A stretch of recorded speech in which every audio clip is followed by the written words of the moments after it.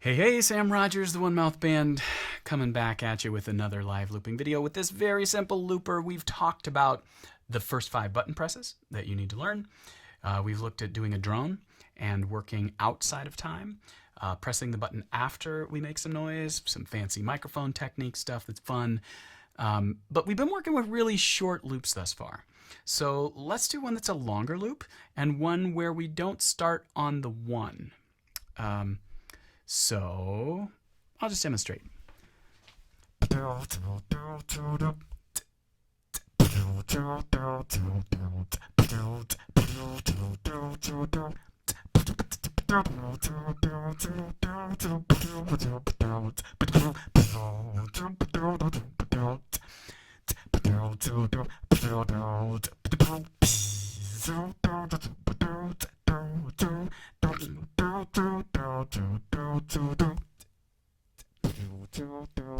So what I did there was create a pickup as the beginning of the loop. Now I might not have got that time quite as solid. That's one thing you got to watch when you're doing much longer loops, is that it really stays consistent from the beginning to the end. It may or may not really be there. Let's listen. Nah, that's pretty good. That's pretty good. So this is a bass and drum part that I've got put together, over the top of which I can, add lyrics or other, other instruments or whatever, which I may or may not loop. Sweet sugar drips from her sweet lips, that sugar is mine. You bet your life a woman like that would be hard to find.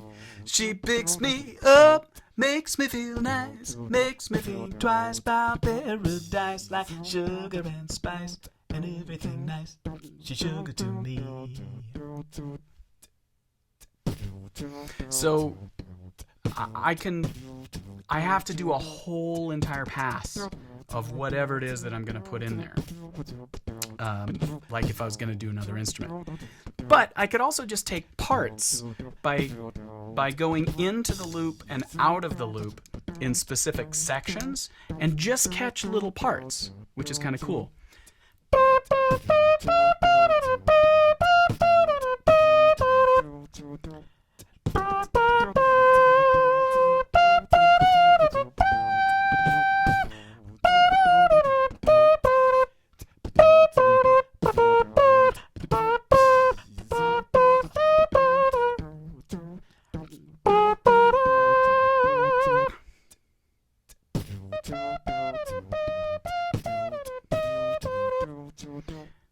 And then I have this open, right?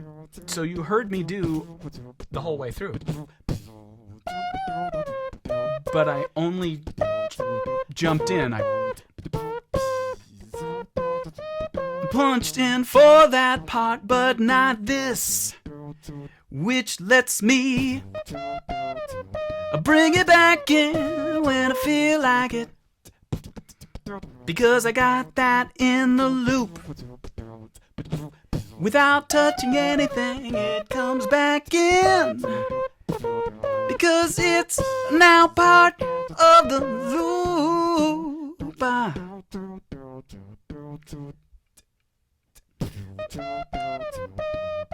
So that's maybe not the best example in the world, but you get what I'm saying here, of being able to do an extended loop, getting bits and pieces of punching in the middle of something like a solo, especially if it's an instrumental part that's maybe not as improv as I was just doing. You can construct something where you're kind of subtly catching parts of the phrase that you can build upon later by making them part of the loop. And remember that you can overdub, but you can also undo and redo. So I could take that part and I could bring it in maybe only for the chorus and out for the other parts of the song. So it's not there for the verse. It's not there for the bridge, something like that. And that's the next video. Tune in next week. More to come.